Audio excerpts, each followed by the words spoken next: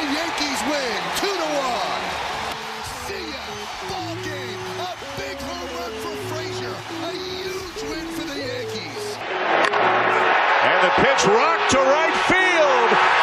Tie game. He's done it. Home run number 50.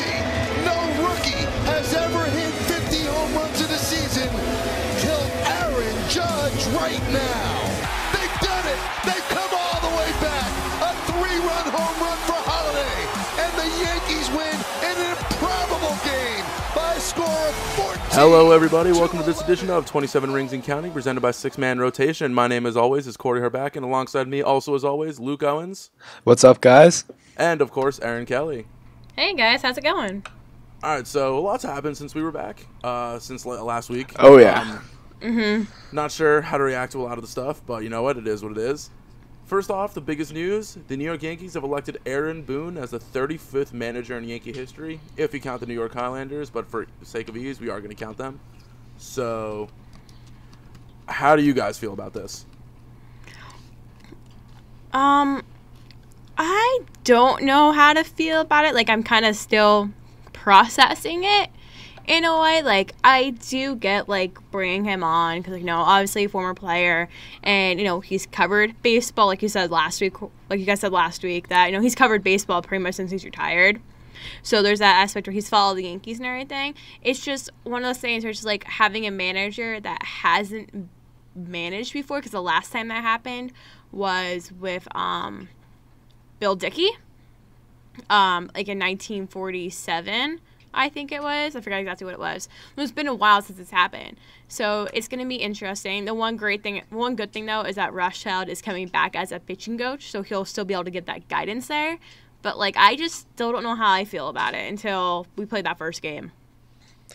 Well, I mean, Aaron, even talking about guys that come in and do their first stint with the team, to me, I mean, it can be a little bit worrisome, but Joe Girardi only had 1 year of experience prior to coming to the Yankees in Florida. So it's not like he was this manager of, like, all these years. And to me, Aaron Boone, he has a great baseball mind.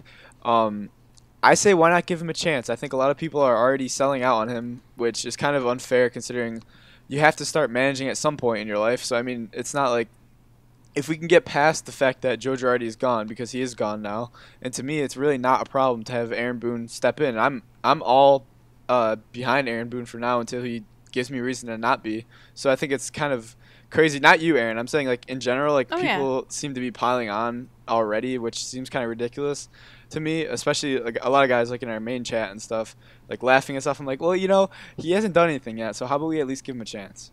Well, the thing is, though, with Girardi, he had a little bit of a coaching career, at least after he retired. So he had a little bit of experience, not a ton, but at least he had that coaching aspect of it. Because he was, I'm just looking at his Wikipedia now, because that's the best source. It says he became the Yankees bench coach in, like, I think it was like 2006 before he was a manager. So it's just like, you know what I mean? Like, he had a little bit of experience, and he wasn't as far as removed from the game as, actually, I don't know. I don't remember when he retired. Oh, wait, 2003. Okay, yeah. So he was like a little bit not as removed as Boone has been, if that makes sense. So yeah, I agree. I mean, the transition from the broadcast booth to managing a team that is ready to win a World Series right now is going to be a tough one. But it's something that I'm not necessarily going to give him a ton of time to do, of course, because we're going to be a little impatient, especially this year with all the pieces we have. But, I mean, that's just my opinion. What do you think, Corey? I'm in between on Boone, to be honest. I mean, obviously, Cashman liked him for a reason. He didn't just get hired. He didn't just hire Boone because he was like, well, we have no other options. No, you had Beltran, you had Mullins, whatever his name was. You had A-Rod even lurking in the background, who we all know has a great baseball mind. I mean, to me, hiring Boone wouldn't be as weird if we didn't just come off 7 outs away game 7 of the ALCS and 27 outs away from the World Series. That's what makes this pick really interesting. They're going from an experienced manager, arguably the second best manager in baseball behind Cubs manager. I can't think of John Madden. Joe Madden. Yeah, John Madden. Not John Madden. Joe Madden. Couldn't think of his football. name. Couldn't think of his name there for a second. But, I mean, going from somebody as successful as Girardi to somebody who has no coaching experience, and in my opinion, the most critical season of our rebuild, that's the only thing that confuses me. I'm not upset with Boone. I like Boone as a manager. I knew he was going to be a manager by listening to him. But it just, to me, the timing is what makes it weird. And, yeah, exactly. Yeah, and I mean, they're keeping Rothschild, which is going to be huge. Rothschild obviously knows what he's doing. He's widely regarded as one of the better pitching coaches in the game. So keeping him is huge. Boone has said he wants an experienced bench coach. Losing Thompson kind of sucks. That's going to hurt the team a lot. But if they can get an experienced guy who's willing to take the step back and go to bench coach instead of being manager, I don't really see what the big deal with Boone is. I mean, I agree, Luke. It is a little crazy to judge somebody so much before he's even done anything. But at the end of the day, it is still pretty confusing, in my opinion. Yeah, like what you just said, Corey, I think who he picks as, his coaches is really going to show if he's going to be a successful manager or not, because I feel like, he said he wants some more experience. Like, he's going to need that because, first time going in there, he's going to want people that have that experience because, like, everyone wants that. You just want to give him, like, a horse and been like, go ahead and, like, go take care of it. You know what I mean? Like, so, especially when you're managing the most prestigious sports franchise, like, in the world, obviously you need to have, the best bench coaches and, like, other bench coaches that you can have. So who he picks, I think, will really define, like, what type of manager he's going to end up being. And I agree 100% about, like, the weird timing with Girardi, of course, being fired after we were a game away from the World Series. But to me, what we're going to have to look for in Boone, especially early on, is what moves he makes within the lineup and within the bullpen and the rotation. I mean, these are all three things that are going to be interesting. Like, we saw the movement with Judge in the lineup. Will Didi stay in the 4-hole? And then you look at the rotation. What are they going to do with that? Will CC be back? What impact will he play? Will we call up Chance, etc.? And then within the bullpen, what moves do you make at what time, which I think is one of the most challenging things that we even sometimes got frustrated with Girardi about. So it's those three things that I'm going to be very interested to see. And I watch a lot of spring training because I don't really have a life. So we'll start. I'm sure all of us do. So we'll start seeing what moves he makes come February and March, and I'm super excited to see what he does. I mean, it does suck losing Girardi, but there has to be a time where we have to kind of get over that and realize that the future is right now. Yeah, I mean, one thing I mentioned in our other podcast that the website has is Girardi's the only manager I've ever known. I got into baseball. I mean, I'm only 20 years old. Aaron, you're also 20 years old. Luke, you're only 18. I mean, this is really the only manager we've ever known, unless we were really focusing on baseball when we were 3 and 4. Yeah, no. So to me, it's like, just what the hell is it going to be like? And so many people. I mean, Girardi's been around so long that even people who are 50 years old now, they might not remember exactly what it was like when Joe Torre was here, because it's just such a completely different franchise now. We don't. If it was still the same franchise in the 90s, the Yankees would have already signed Yu Darvish, Martinez, and I'm trying to think, maybe even Wade Davis. We would have already signed the 3 best free agents. And it's not that it is. I'm at the point where I don't know if we're going to sign a single free agent. That is nothing like the old franchise. And this Boone hiring is literally them saying, all right, look, unfortunate to say, George is no longer with us. Hal's taking over. It's a completely new direction for the franchise. And as a baseball fan, I'm excited. But as a Yankee fan, I'm not going to be honest. I'm scared as hell about where this is going. Obviously, we have a good future. Obviously, we have World Series potential in front of us.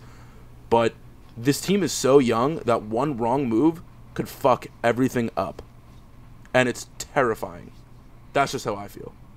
Yeah, I understand that, but I feel like you said, like, you know what, this is a young team that's coming up, and it's almost time to, like, turn the new table, flip the new style of it, because, like, as much as I love Girardi, like, the way baseball was played back in 2009 when we won the World Series and the way baseball is played nowadays are two different things, and as much as I love Girardi, he was very much, letting the players kind of do their own thing, going by the book, like, going by the binder.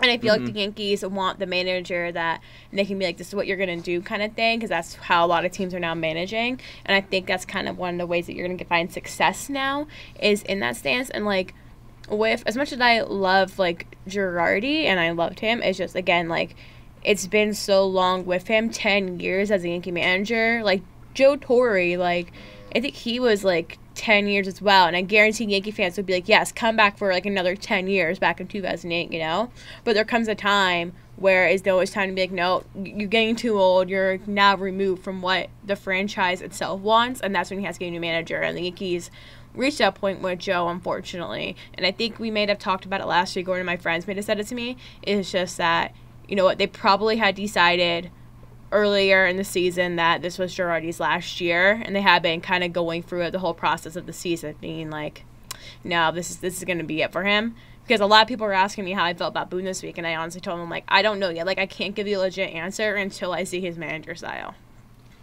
Yeah, one thing that surprised, well, not surprised, the wrong word. One thing that you said that kind of made me think, you mentioned how your friend thinks that maybe they've been working, like, knew this earlier in the season. My thing is, Alex Cora was available, who everybody knew was ready to take that next step to be a manager. Why not take him? If they knew they were going to let go of Girardi, look, I get we were in a pennant race, and I get firing your manager in the middle of a pennant race is probably not the way to go, or even saying, like, yeah, after the ALCS or after the World Series, if somehow you manage this team to win it, yeah, you're still gone. We're just telling you that now in September, so you're ready. No, that's not what you do, obviously. But in my opinion, if they were going to let Girardi go, why shouldn't it have been after 2016? Because they knew that Girardi was coming to an end. Maybe not knew Girardi was coming to an end, but nobody knew what the franchise was going to be in 2017. Nobody knew the direction the rebuild was going. Everybody thought we were still a while away. Why would you wait until the rebuild is it's over? The rebuild's over now. Why would you wait until the rebuild is over? I just never understood the timing of this. I feel like you wait until the rebuild is over because I feel like since, like, technically this year was, like, a rebuilding year, I guess you could say, like, per se, or even, like, last year was. Like, if you would have taken in a new manager while we were trying to rebuild, I just feel like it would have been a hot mess express trying to get everything to go. So I feel like having, Girardi, his veteran, the Yankees were like, no, this is going to be his last season. Having him there to, like, guide the young guys and guide the rebuild was something that was vital to the Yankees. Like, get to a position where, okay, we can win the World Series either next season or in a season or two.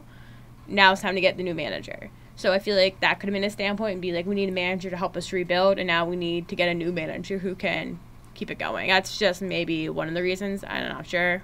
Luke, what about you? What do you think? I mean, I could see where they would be going into the season thinking this was Girardi's last, because honestly, I was a little bit fed up after 2016 with Girardi. But then what seems kind of suspect is we went through this whole year where it's supposed to be rebuilding, and Girardi took them, as we were just saying, that close to a World Series.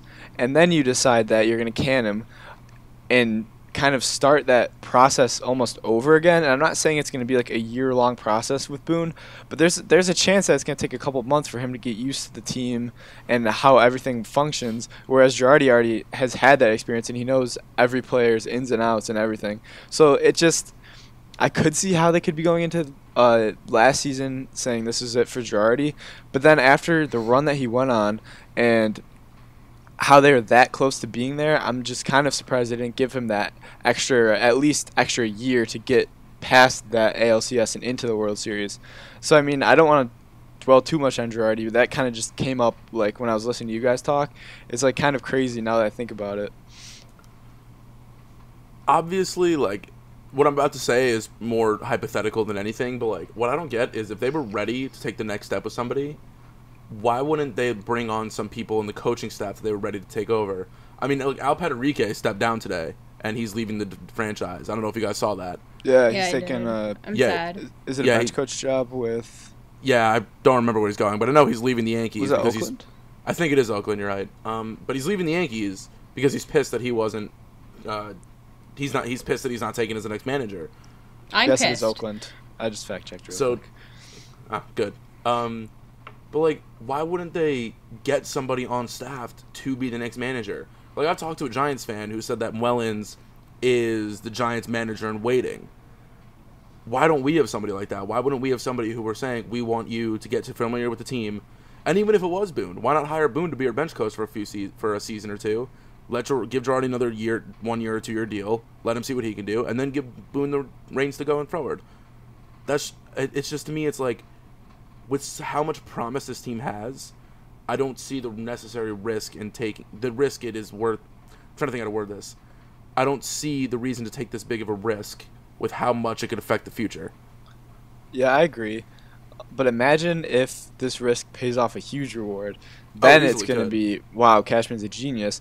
Because, of course, like, Corey was saying earlier, obviously Cashman sees something in Boone that not everyone is seeing as of right now. But, I mean, again, that Girardi situation is just going to be something that I think we're going to be scratching our heads about all offseason. So that's why I can't wait for baseball to come back, so we can kind of move on and move forward and see what Boone has to bring to the table along with the coaching staff that he brings in. Now, go ahead, Aaron. I was saying, yeah, it's like what Luke said, it's going to be really interesting to see what happens come spring training when Boone gets his first, toes in the water of being a manager. So just it's going to be a matter of waiting until spring training starts, waiting until baseball starts up again, and really seeing where he's going to take this team. That's when we can really judge him, because I think it's too early to judge him, but it's too early to have presumptions and have all these goals set on him. But yeah, it's too early to be he's terrible. So it's just gonna be a matter of waiting until spring training to start to see what he can do. One thing that Luke said, how it's oh well, this could end up being perfect, and Luke could end up being not Luke. Boone could end up being a huge. My thoughts are all over the place right now. I'm trying to hone him in.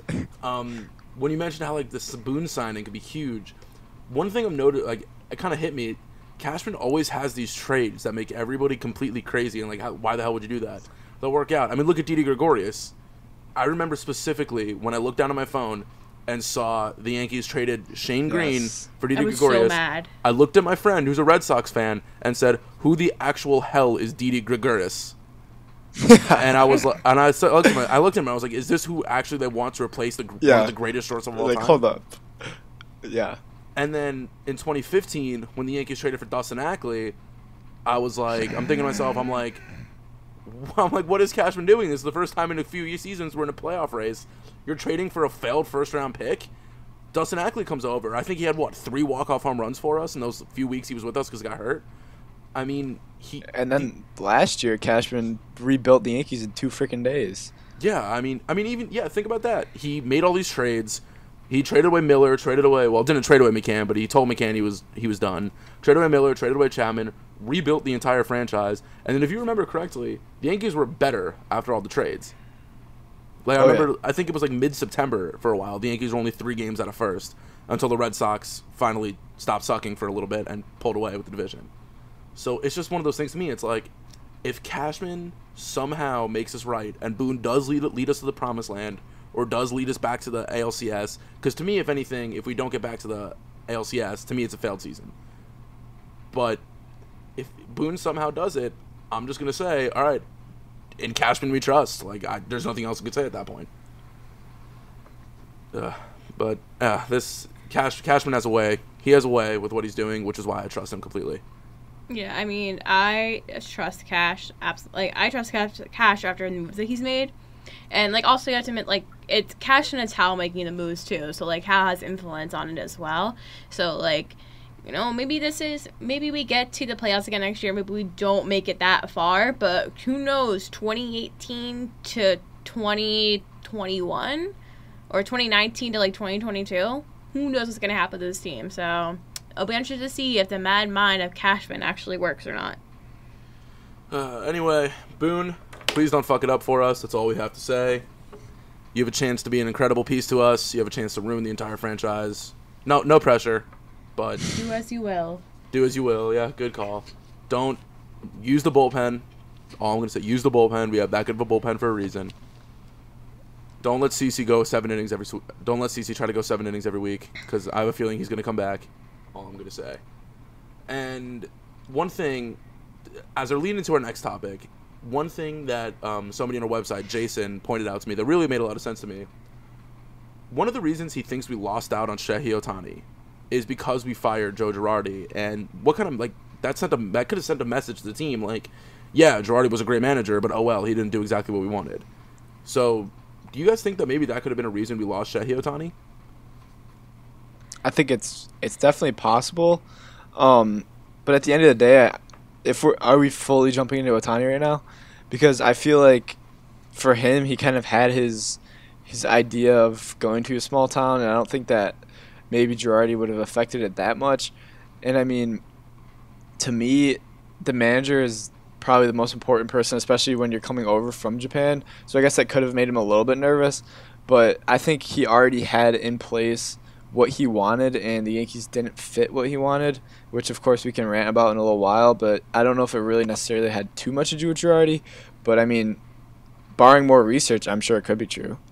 Okay, before Corey starts, I'm going to get my 2 cents in before you two go on your little rant about Ohtani and how you're both devastated that he's not going to be a Yankee, because I personally am not devastated, and I stated this in the last episode, so you can go listen there, but I'll also restate it here later after they go on their little rant and crying and depressed. But I've been crying for 2 days. But I personally feel like the manager does play a role into it, but at the same time, though, I feel like it doesn't. Because if you look at, because he wants to go to California, are there really, besides going to the Dodgers, is there really a California team worth going to? The Angels are making moves lately. Okay, no, don't even get me started on the Angels. Whole different conversation. But besides the Dodgers, like, there's really no, like, well, number one, they're really not small market. They're like, they have one of the highest payrolls. I think the Dodgers are the second biggest market outside of the Yankees. Exactly, so they're not a small market. But, like, if you look at California teams, like, what, none of those teams are going to get you there. So even, like, as a player coming in, if I was like, I want to win a World Series, that's what I want to do, then I'm picking the Dodgers, I'm picking the Yankees, I'm picking Cleveland Indians, or picking the Houston Astros. Like, those are the teams I'm going to go to. I'm going to go to the big market where I know that they can get the players that can potentially get me to getting that ring. So I feel like Ohtani, like, wanting to go to a smaller market, I don't think a manager would have that effect in it. It's probably something he had already. And if you go off the premises that he didn't really want to go to a team that had a big Japanese star in it, we already have Tanaka. And even though the Yankees have had, great foreign players, Hideki Matsui, we have Tanaka right now, pending to see if he's actually going to be great, even though he was this season. Well, later on in the season, he sucked in the beginning. But so it's just one of those things, just like, I don't think the manager aspect was a big part of him not coming to New York. I think it was more so, like Luke said, like, he wanted to more so go to a smaller market and potentially not wanting to be on the same team as another Japanese star. That really could have just pushed him out of New York in general. And plus, he's not even going to the Mets either, and the Mets suck. So, again, it's a large market here in New York, so you can't just play the manager position there, I don't think. Luke, you want to go first, or do you want to let me go rant? You can rant. Oh, go off. Oh, boy. All right, here we go. Fly free. There you go. So, if you haven't noticed by now, obviously, Shohei Ohtani not coming to the Yankees. Huge punch in the face for us. To me, the least confusing part, or the most confusing part about this, nobody knows what the hell this dude wants. And look, if he wants to choose his team, like, I'm all for it. Like, do what you want to do. But he doesn't want to win. He said he doesn't care about winning because I've seen that the Padres are one of his top choices. He doesn't care about making money, otherwise he'd be going to New York, otherwise he'd be going to Houston, otherwise he'd be going to the Cubs, otherwise he'd be going to any of these other big teams. He doesn't care about having Japanese teammates, otherwise he'd be choosing the Yankees because of Matsui, because of Tanaka. Just nobody knows what this dude wants. And at the end of the day, it's just like, if I'm trying to think how to word this again. I have so much in my head that I can't get out. Even if he did know what he wanted before he came, why would you tell 30 teams to send you a pamphlet? Like, I understand the thing, like, well, if I was a player and I had every team after me, I'd let them all take me out to dinner even though if I didn't want to go there. Yeah, I get that, but don't get these teams' hopes up. Ohtani and Stanton have completely frozen the market. I mean, the biggest move to date is, I think, what would you guys say the biggest move to date is? I can't even think of a name that got traded. Maybe the fact that Mike Minor signed with the Rangers. Yeah. I don't even know who he signed with. But he's completely frozen the market because every team thought they can land him. He's slowed baseball down. And to me, that's just not okay. And look, he can do what he wants. He can go wherever he wants. I really don't care as long as he doesn't go to the Mariners because I fucking hate the Mariners.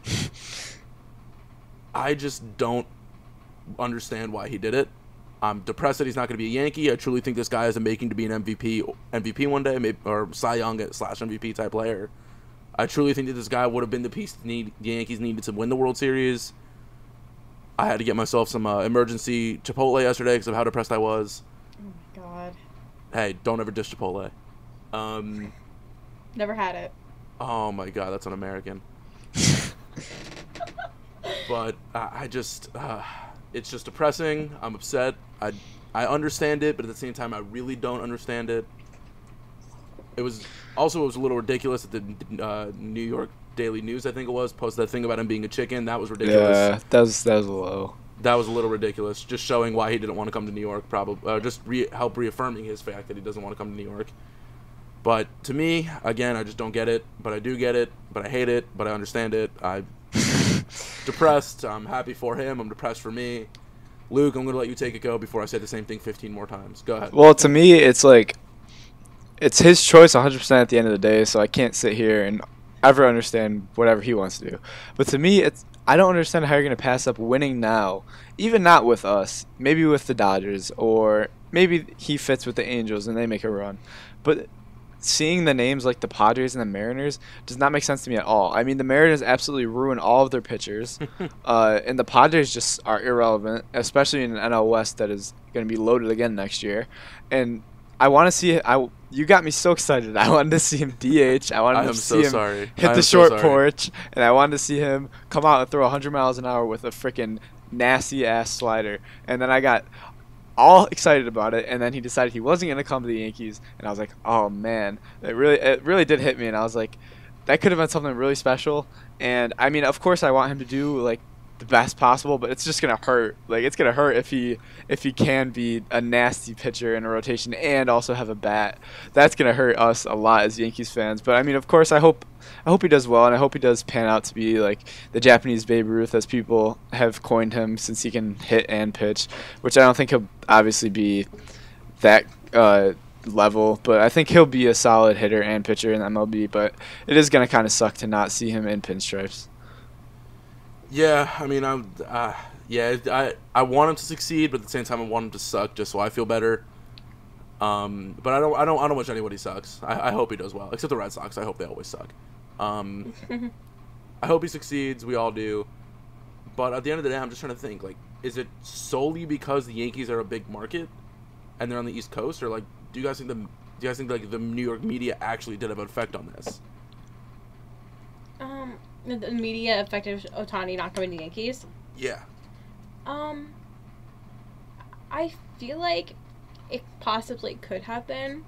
I feel like there may have been a lot of hype about him coming here, and that could have affected it. Like, possibly that could have affected his decision in a way.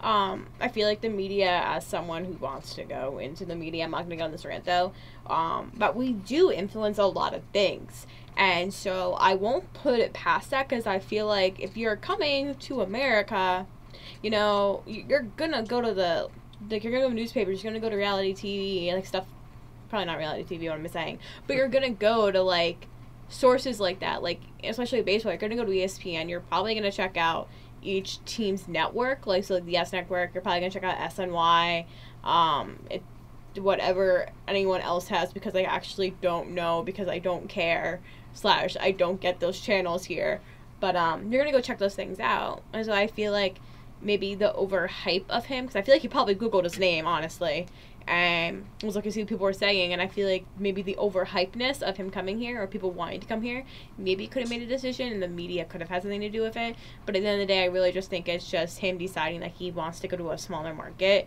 and New York's not that, and the way the press would handle it would honestly be a lot on someone coming, and that could have a decision in it as well.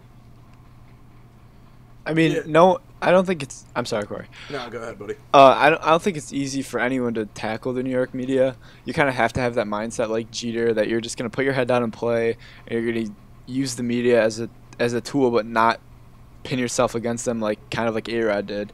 So I mean, it could have influenced the decision for sure. I mean, the New York media has, of course, famously been harsh on players that they don't like. So I mean, it definitely could have influenced it a little bit.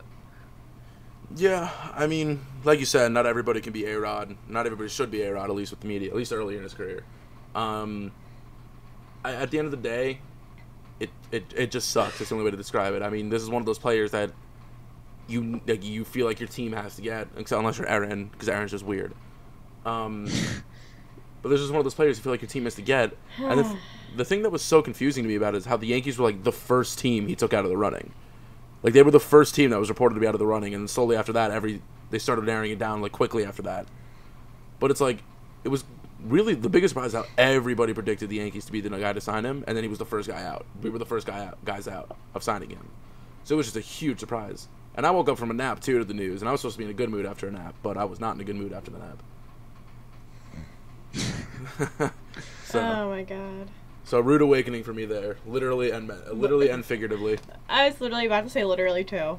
Literally. Yeah, Corey went on that rant. He's like, "Sorry guys, I just woke from a nap and that was not the news I wanted." It's like, yeah, literally, him and Luke were so depressed, and I'm just sitting there, and I'm just like, okay, guys. I mean, last episode I was like, it's not a must get. It's a nice Christmas present, like that you'd be like, oh no, I like this, but it wasn't like on my Christmas list. yeah. Well, I'm Jewish, so Christmas. You understand it wasn't on my Hanukkah list, but if you have one of those, you understand what I mean, Corey. Well, Hanukkah's 8 days, so I don't understand what you mean.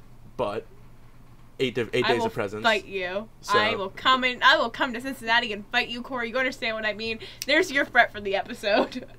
Do it. But anyway, Ohtani, huge L. Again, wish him all the luck we can give him. Hopefully he does succeed. Hopefully after he succeeds, he signs a free agent deal with the Yankees. Or maybe the Padres sign him, then trade him to the Yankees. That would be nice. If that's even allowed. I don't know if that's allowed or not. Probably if it not. is, Probably if wouldn't it is, happen. Cashman, call up the Padres or whoever signs will be like, hey, here's a little wink wink. We'll help you out later down the road if you help us out now. Oh my God, wait. So this is really off topic, but you mentioning Cashman and the Padres reminded me of back in, I think it might have been 2015. No, it was 2016 because it was 2016 because I was at a basketball game. And you could have had Craig Kimbrell. And then, or maybe it was during summer. I don't remember. No, it was during summer. We could have had Craig Kimbrell. Yeah, it was during summer. We could have had Craig Kimbrell. But then we didn't want to trade Jorge Mateo. And then, trade deadline's about to be there. Let's call the Padres. Padres like, LOL, no, we think we can win. Then we didn't get Kimbrell. Then he went to the Red Sox later in the offseason. Sorry, that was a mini rant. Yeah, I mean...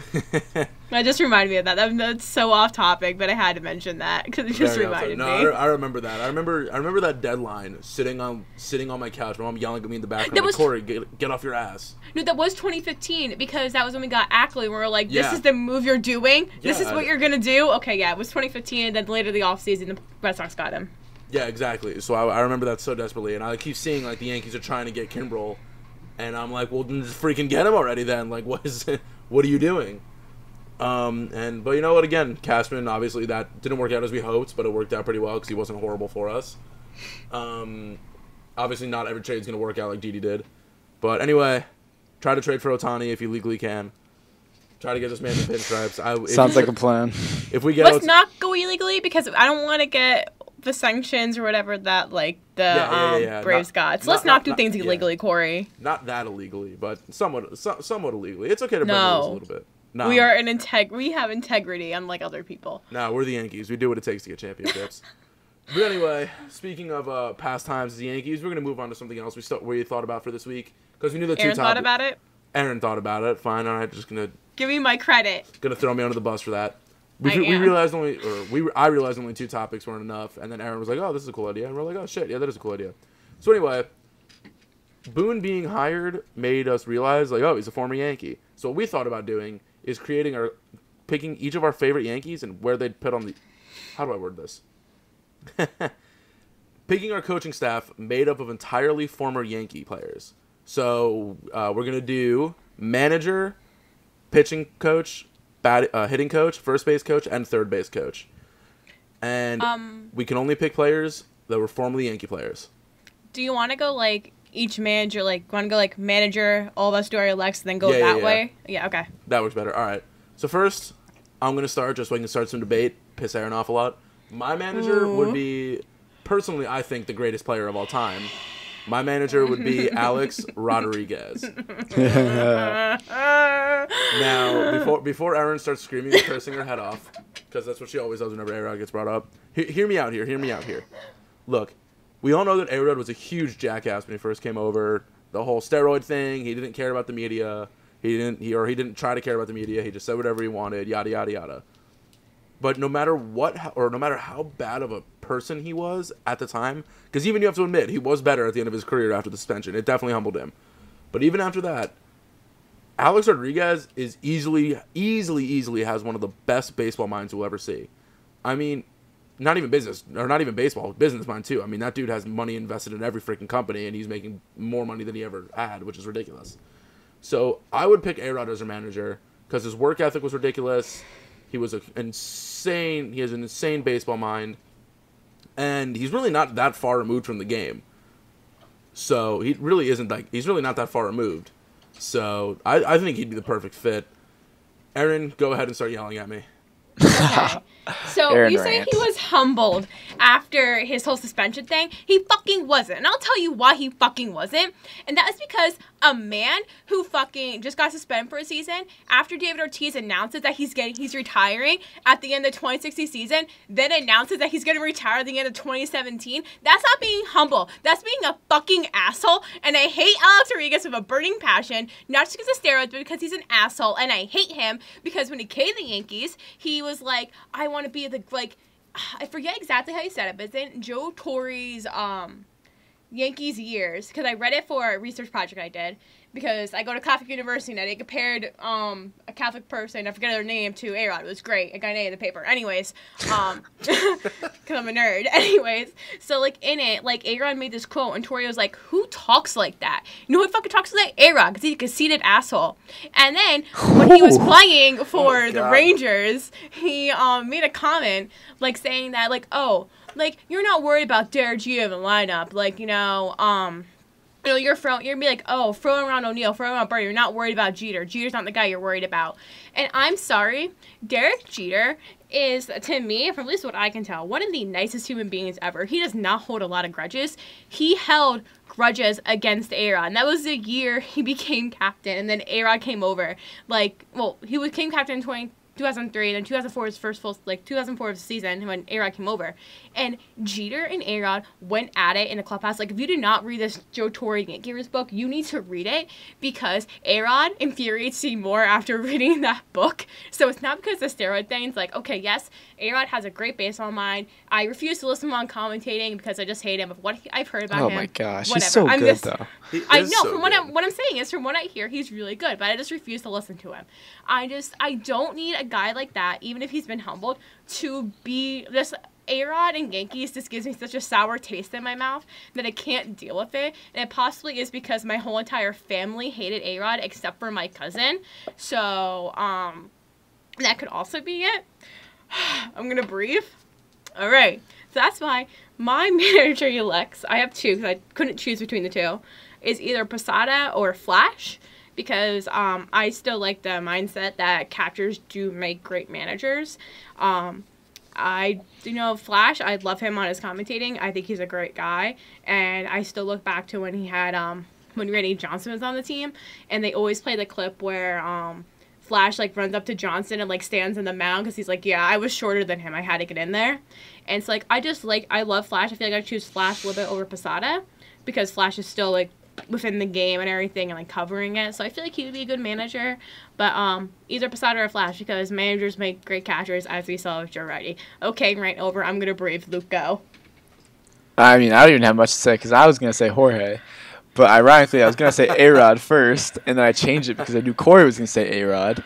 But A-Rod has and why you want him? an unbelievably beautiful baseball mind, and he would manage the hell out of the Yankees, and he is doing a hell of a job as an analyst, Aaron. So you should tune in to Fox and listen to him talk about baseball. I refuse to because it is listen a to Fox. damn beautiful thing to listen to. Because A-Rod is one of the most talented baseball players to ever play the game. Retweet. Which is going to be tough to dispute because it is true. I mean, this man graduated high school and came to his first major league game when he was 18. That is absolutely insane. I mean, that A-Rod is always going to have the steroids attached to his name. He's always going to have these asshole moments attributed to his name. But in my opinion, A-Rod is one of the greatest to ever do it, and he was one of the most fun players to ever watch when he was in his prime. So, Luke, obviously, I agree with you. That was a lot with Aaron. So, don't even comment on the Flash. I still think Flash and make a great manager. Because obviously, Luke and I have the same mind here. But no, I think he'd make a great manager. But I'm just gonna stick. A-Rod, I'm gonna stick with A-Rod. I'm gonna stick with A-Rod. I mean, I obviously think that, like, you guys know that I think A-Rod's probably could be. There's a good case to be made that A-Rod's one of the greatest players of all time, not just work ethic wise or anything, but like literally just stats wise. He's just ridiculous. And I don't even know. I don't even know I love how we just jumped into like a random like A-Rod debate. We were supposed to be yeah, I know. playing We this definitely like hypothetical game. Now, can we please not mention A-Rod for the rest of this podcast? I don't know if I can take it. You don't understand. It's very hard for me to breathe right now after screaming that much. We'll try our best. But anyway, just to save Aaron from killing herself. Yes, please. We'll move on to pitching coach. Aaron, I feel like me and you are gonna have the same person written here. So I guarantee we do. I'm gonna let Luke go first. All right. Well, I was gonna go with the very obvious answer, which is probably what you guys had, and Andy Pettitte. Yep. Yeah. Okay, but I won't go that route. I have another one. I have a backup. I actually had like a 2 backup, so I'd love to see okay. either David Cohn or Al Leiter as pitching coach because okay. both of them, when I listen to them talk about pitching, is amazing. Also, this is like doesn't really have to do with the Yankees, but John Smoltz, when you listen to him talk about pitching, you're like, oh my gosh, like the pitching is just so beautiful. Like he like lays it all out there for you on the broadcast and everything, and I think that's something that like David Cohn and Al Leiter do really well. Like even when they like go through like show like different grips and stuff, and like you'll notice like Al Leiter always carries a baseball like the whole broadcast and stuff. So I just think it'd be super cool to see one of them be a pitching coach if I had to choose a former player.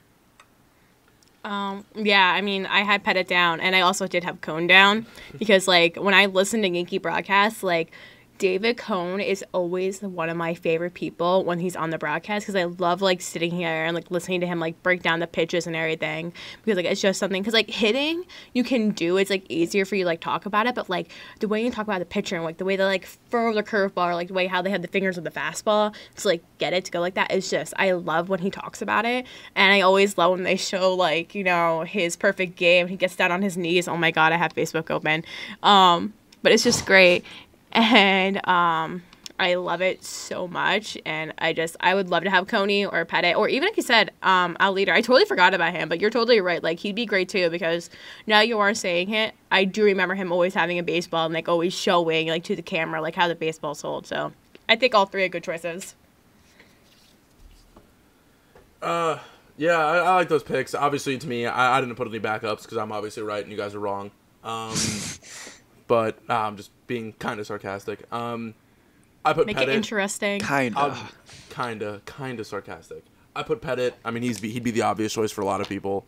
To me, especially with a guy like Jordan Montgomery, who I've constantly dubbed as Andy Pettitte light, I'd love to see Pettitte come back, work with some of the young pitchers, and be like, look, strikeouts aren't the only thing that matters. And then just be like, look, this is also how you field your position, and not just let the shortstop or the second baseman do everything. So that's just how, I mean, we all agreed on that. That one's obvious. Hitting coach to me is going to be interesting because I probably have a different one than you two do.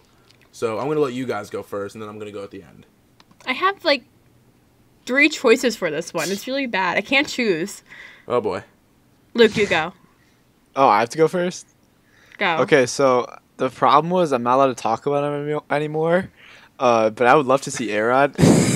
It's okay. It's okay. I went on my rant. It's fine. I would love to see A-Rod, you know, as a hitting coach. And then I kind of had a weird, like, surprise one. I don't know why. It would kind of just, like, randomly hit me. I would like to see Gary Sheffield as a hitting coach. I don't know. I feel like the way that he played the game and the way he attacked the ball, I don't know. I think it'd be interesting to see him. I mean, he's a career 292 hitter. I mean, he racked up almost 3,000 hits, over 500 home runs. So I always loved watching him hit with his weird little bat wiggle thing. So Gary Sheffield, that's my surprise pick for Yankees hitting coach. Okay. Corey, you want me to go next? Yeah, go ahead, Aaron. Go ahead. Okay. Mine's definitely different from yours, so I'm interested. I'm interested Okay, to see how you guys react. Don't me give you all 3? Go with your first choice first, and then we can discuss your other 2. Okay. My first choice initially was Mark Teixeira. Ooh, that's who I had. I like okay. that. Oh, look at this, Corey. That's who I had. Wow. Wow, me and Wow, Aaron who's actually third agreeing wheeling about it. now? We are the power couple of six-man rotation. That's always going to be me and Luke. You can't take that away from me and Luke. That's true. It's always See, going to look be me at- and You Luke. guys can Look be a at power that. couple for 5 minutes. All right, ready to go. 5 seconds. Oh, wow. I'm hurt. But no, yeah, Tex was my initial first thought. I was like, back in like 2015, before Greg Bird got hurt, I really just wanted to make Tex like a coach right away. Like, it can be like a player coach and like have him like fill in for Greg Bird when needed, but like, obviously be on the bench and just have Greg Bird be your everyday first baseman. And then Greg Bird got hurt and I cried. Greg Bird getting hurt. Hopefully we don't hear that much anymore. Knock on wood. But yeah, Tex to me would be a great choice. I've loved Tex his entire career. It sucks that he got hurt because he was on the path to Hall of Fame because he would have had 500 home runs one day. Yeah. But he was just so good at pure hitting. He was never big onto batting average, but when it came to hitting home runs, every time he swung, it just looked like he was going to rip the ball 100 miles per hour. So, and I also loved him. He's a great personality. He used to do those little side shows with all the players in the team. Foul territory. Yep, foul territory. Used to love that stuff. Kind of sucks the Yankees don't do that stuff anymore. Yeah. But I would love to see Tex. I mean, I would love to see Tex back in the Yankees uniform. It sucks that he had to retire so early. So, who were your other two choices, Aaron? My other two were Paul O'Neill and then Tito Martinez. Tito. Yeah. I like Tito. I think all three could make really good batting coaches. Oh, yeah. So, hitting coaches, batting, same thing. And I think all of them are great, but Tex was my initial first thought. I've had that thought since, like, 2015, like I said. So, I'd love to see him come back. He's a great analyst, but he has no interest in managing, at least. Who knows about coaching? I hope he comes back one day and coaches. Same. All right. So now we're going to move on to first base coach and third base coach. These are a little different.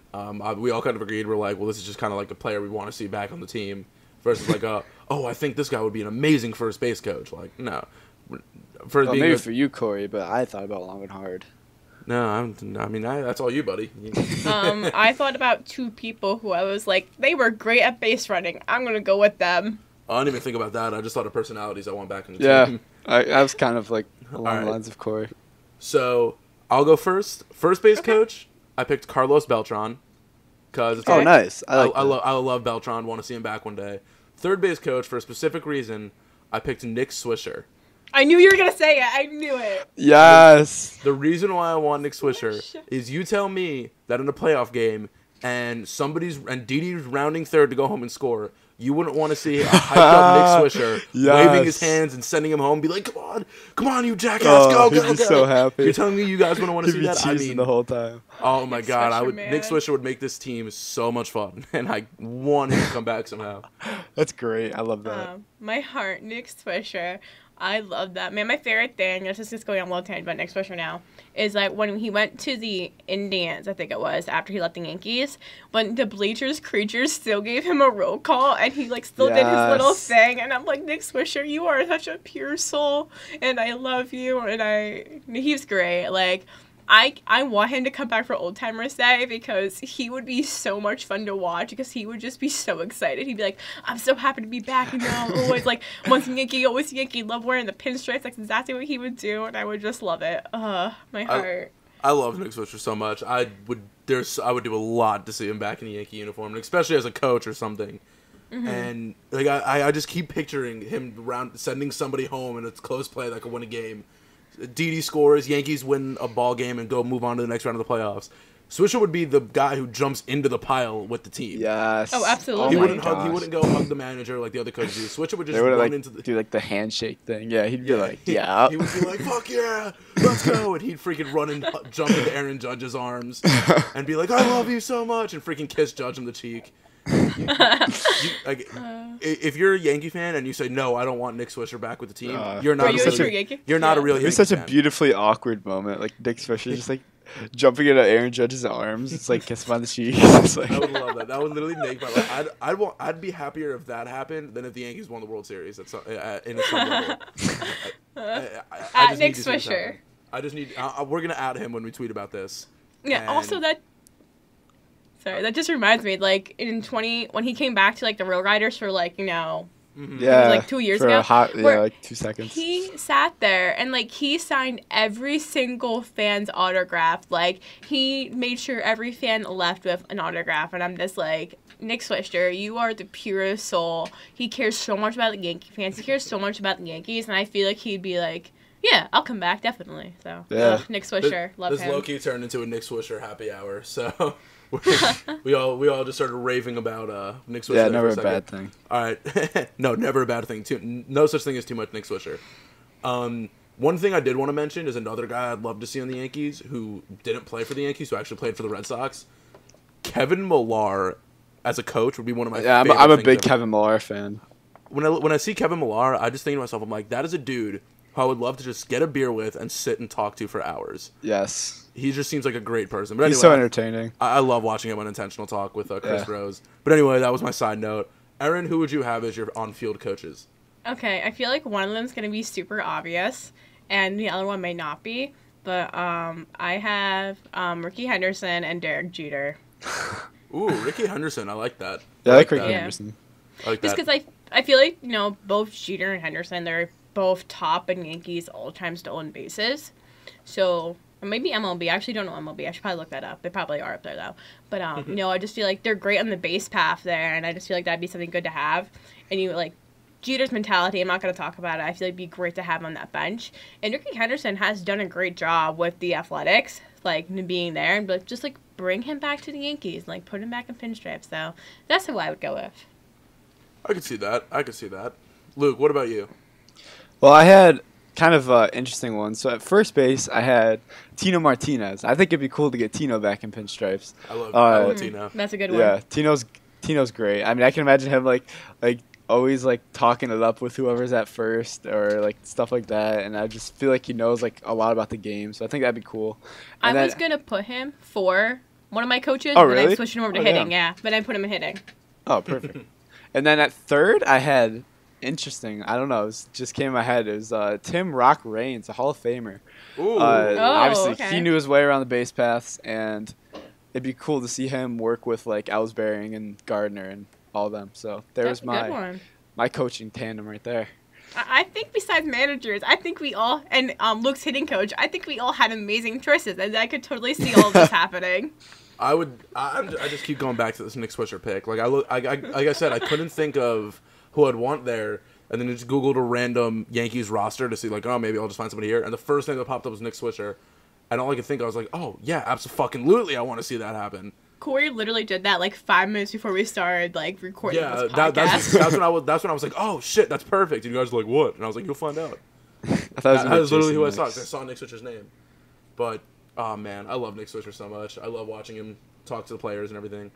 Him, when he got pied when AJ Burnett was on the team, rip AJ Burnett, he was always so excited when he got pied. He was the happiest guy about it. And I love Nick Swisher. My heart is full. He was just always so happy, and I love it. I just love seeing happiness, and he always made it fun.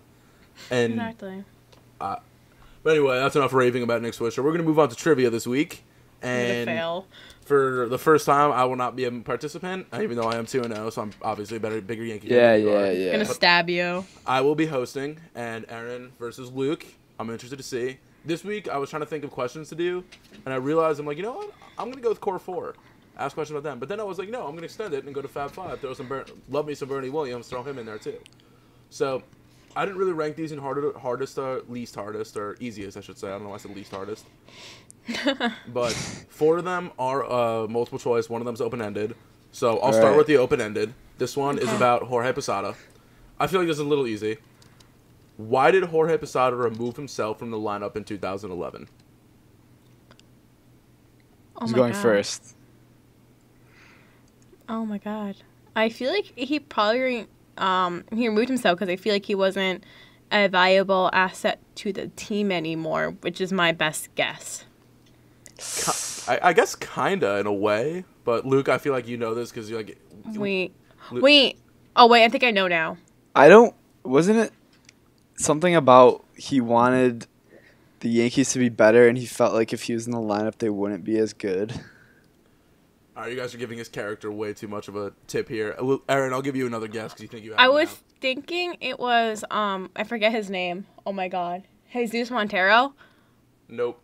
Okay. All right, That's my so- only other guess. 2011, Otherwise- so it would have been Russell Martin, right? I thought this was a little bit bigger of a thing. Maybe I just was wrong. So I don't know. In I'd probably just 2011, Girardi dropped him to 9th in the order, and he was pissed because he felt that he shouldn't have been 9th, and he said that he wasn't feeling well, so he had to be taken out of the lineup, and then he apologized for it the next day. I don't remember that at all. Nope. Well, all right, so both I'll of be you are honest. for one. That's partially my fault, but you two should be bigger Yankee fans. So, Fuck you. so that's number one. That's the first question. So 0 for 1, both of you. All right, next one. This one should be easy. How many hits does Derek Jeter have? And 3,465. Luke, were you gonna say that? No, I wasn't gonna say that. All right, so Aaron wins that one. So it's 1-0 Aaron. Okay, I'm gonna forfeit now. Oh my. Sorry, Jesus. Sorry, Luke. Christ. I dedicated that to memory. Oh my gosh. That was literally just Wow. right away. Okay. All right, Okay. anyway, moving on to pretty much who we all had for pitching coach.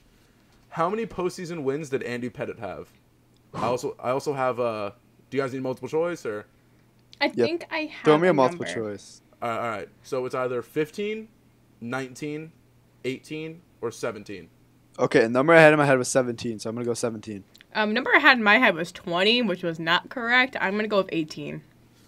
Unfortunately, neither of you correct. He had 19? 19. God damn it! He finished his career 19-11, which makes him the all-time winningest postseason pitcher ever. So. Oh my god, those sound waves. I'm sorry, Corey. So he's 19, and so that makes Aaron still in the lead with one correct. All right, now we're gonna move on to the greatest closer of all time. What was Mariano Rivera's career ERA? This one's a little tough because I'm looking for the exact number. I can give you guys 4 choices. Yes, please. I think I have a number in my head. All right, so it's 235, 221, 218, or 229. Wow, the number I was thinking is not up there. Can you repeat them again just so I can write them down? All right, so it's all obviously in the twos. We all know that. Yeah. So it's 2.35, 2.21, 2.18, or 2.29. Oh man, I'm gonna go 221. That's what I was thinking. All right, well, you are both correct. Hey. So it was 2.21, which is absolutely mind-boggling when you think about it. So, Aaron, you're up 2-1. Luke, if you don't get this question right, or if Aaron does get this question right, then unfortunately you lose. No. So, all right, this one's about Bernie. So this one might be a good way to win it because if you can get it right. How many Gold Gloves did Bernie Williams win? Oh God. I can give you a multiple choice too. I think I have an answer. I think I have a number, but like if I get multiple choice, I would be like happy. But at the same time, though, if I make Luke guess without the multiple choice and I have a guess that I think is right, that means that I would win and Luke would lose. And Okay, all right. Then how about we take the multiple choice out? Aaron's trying to strategize right now. My God. I am. All right, so the multiple choice. I have a number in Is my it head too. 2, 3, 4, or 5? Oh, my number was not there. Oh, okay. Oh God, I'm debating between 4 and 5. I am too. I'm gonna go 4. All right, Aaron, what about you? I think I'm gonna go 4. Damn it, Aaron, you're so boring. Now we both have the same answer. Unfortunately, Luke, Aaron wins We're this both week. right. You're both correct. It was. What's the point? I was gonna make you go first. Whatever you chose, I was gonna choose it. Oh, that's wow. crap. She's scared of me. Strategy. You heard Fight that, me. Corey? That's fine. No, that's scared. You got to strategize Wait. to win. Scared. So the answer is 4. That means Aaron is our winner. So next week, 0-2. we'll figure out who's hosting next week. I'm assuming it's gonna be Luke because he sucks and he lost. Or unless we just do the same rotation we always do. Yeah, Corey, how you use your brain. Oh God, I'm sorry. Fine. Okay. Wow, that was aggressive. But anyway, so obviously we really didn't cover a lot today, but we talked about it a lot. So again, just want to thank everybody for listening. Aaron, your win this week. First time I'm not winning, which is kind of upsetting. It's all right. Still 2-0. It's all that matters. So thank you guys for everybody listening. My name is Corey Herbakin, alongside my partners Luke Owens. Yup. And Aaron Kelly. 0-2 Luke Owens. Put some respect Later. on my name. And thank you guys for listening. We'll be back here next week. Have a good night, everybody.